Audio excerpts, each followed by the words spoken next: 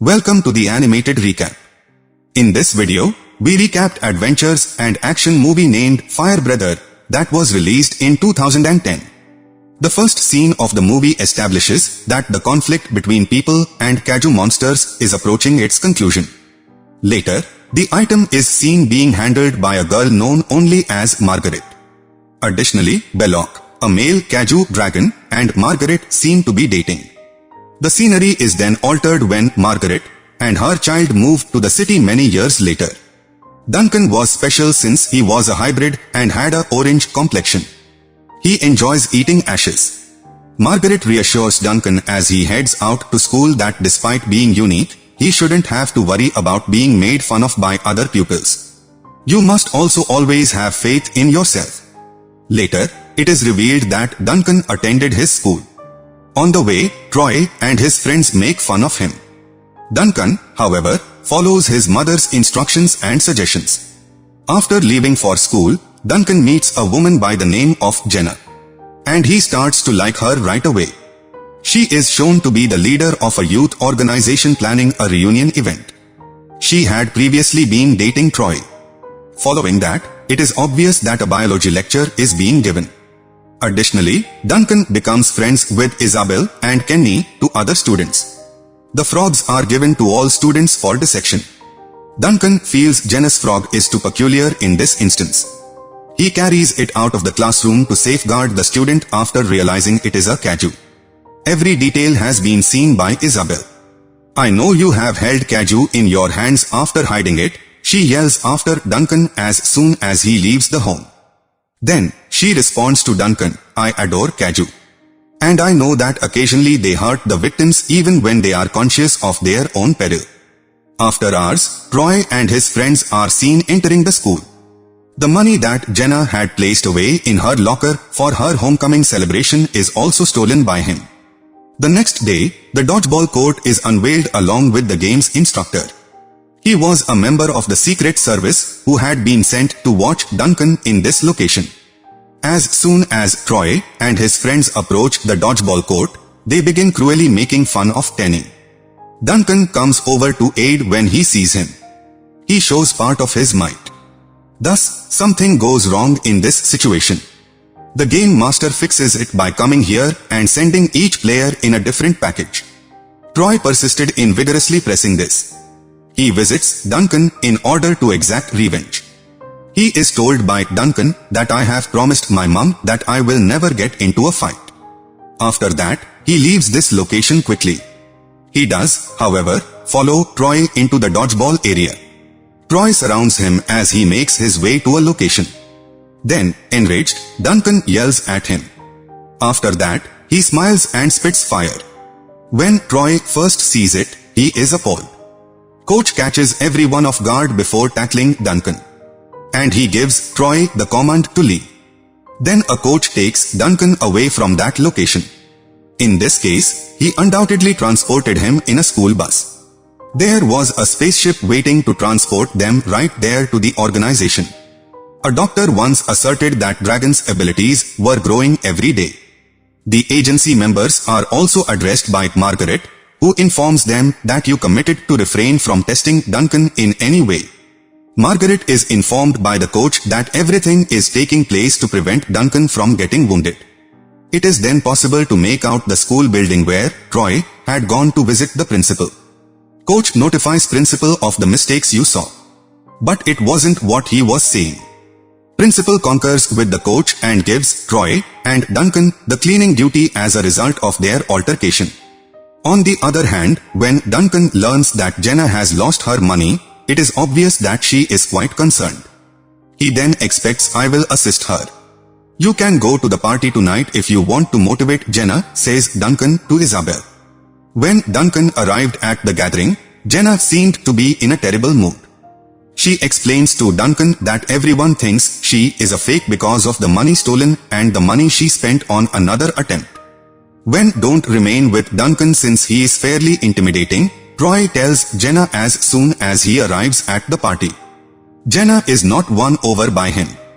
Troy's father shows up at the same time and leaves with Troy. Due to a disagreement at school, Troy's father had forbidden him from leaving the house. Jenna is informed by Duncan that Troy's father made the right decision. His father must do the same. It is quickly followed by Jenna. She grew upset because of anything Duncan thinks he may have said along such lines. However, Isabel alerts him to his presence. He gets emotional whenever Jenna's father is discussed because he is no longer in this world. As they were speaking, tiny Kaiju monsters appeared. The Kaiju King also moves over once a while has passed.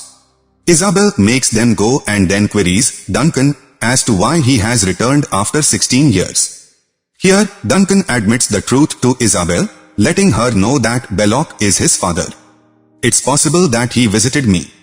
He then issues a command for everyone to disperse. And ahead of everyone else, he goes up to him. Belloc also attacks Duncan with his flames. After picking him up, he then departs. Then Belloc takes him to a place that looked like a cave. In a later statement, he addresses Duncan, "In actuality, it's my home and I intend to make you king after me." There, Duncan finds a ruby. He ponders it for a moment, then keeps holding it. After going further into the cave, they see two more Kaiju monsters. Belloc informs them that Duncan will be their next king. Both of them, though, are not big fans. Here, Belloc continued to be in charge. Because of this, he is feared by everyone. After that, Belloc is shown picking up his son and throwing him into the fire. Then Duncan's full appearance is seen. Something had Kaiju monster characteristics. It awes everyone who sees it. Duncan passes out at this point. When he regained consciousness, he was in the middle of a desert.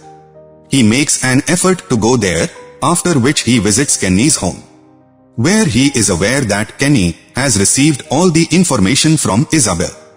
Duncan urges Kenny to keep his knowledge of her private life hidden. He then returns to his residence. He appeared to be very dejected. Then your mother tells him that your father is a good man.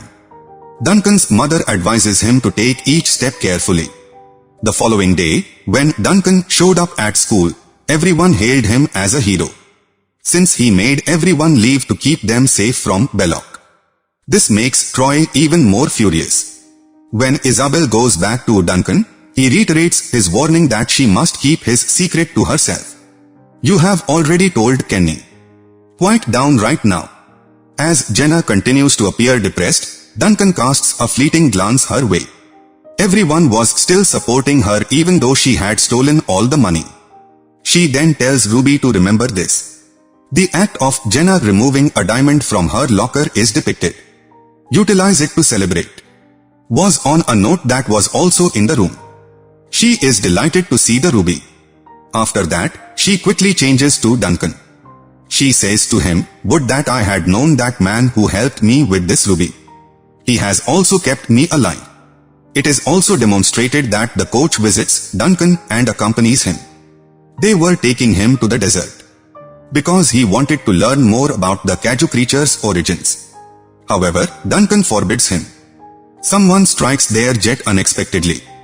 It is clear that they were the same Belloc associates who had rebelled against him. Additionally, they want Duncan to be denied the throne. Duncan joins them both in combat after transforming into his Kaiju monster persona. Coach also invites the rest of his group to the location. It was hard for them both to stand their ground because Duncan was the stronger of the two. Later, when Duncan shows there, Belloc adds, "Kill both of them." Belloc wished Duncan would grow more resilient. In the meanwhile, members of the coach's team show up and begin attacking them. Belloc attacks them so that he can protect others. After seeing it, Duncan realizes there is unquestionably a wrong thing. Given that the conflict has only just begun, Duncan makes every effort to put a stop to both sides. The coach's team was not about to disband. Here, it's clear that Belloc takes a moment to think. Then, Coach is led into a cave by the team. And they locked him up. In the interim, Margaret also appears. She couldn't fathom why Belloc had caved in. The celebrations got started now that night had fallen. Where Duncan leads Jenna is at this point. It is revealed that his mother and pals will also be present at the event. "Will you dance with me?" Kenny asks Isabel during the party. Then he notices that Isabel is still staring directly at Duncan. Two of Belloc's rebellious colleagues are seen on the other side. They had discovered a means to escape. They were currently moving toward the city. The homecoming king and queen, however, are chosen by the principal and announced during the festivities. The king and queen in this scenario were Jenna and Troy. Then the principal asks them to dance. Duncan is upset by this when he hears it. When Isabel sees Duncan dancing, he feels depressed. He behaves so rudely when Kenny sees him. When Duncan approaches, he tells him not to dance with Isabel. Duncan tells him that we are just friends. Where Kenny was supposed to hear this. He informs everyone of Duncan's truth. The Belloc in the image is actually him. When everyone realizes this reality, Jenna becomes discouraged. She then ends the gathering. Duncan then informs his mother that his father was right. Never put your trust in people. He also ends the meeting. He was being calmed down by Duncan, who was approaching from a distance. The gang has been attacked by Belloc's friends, as seen from the opposite angle. Duncan shows up here all of a sudden because Kenny was in danger. Kaiju's alter ego was Duncan. His identity had been widely known. He leads his friend to the desert after rescuing them from the party assault. King had just gotten a call. On the other side, Jenna and Margaret can be seen making their way over to Bellocade as Jenna notices the same ruby on Margaret's collar.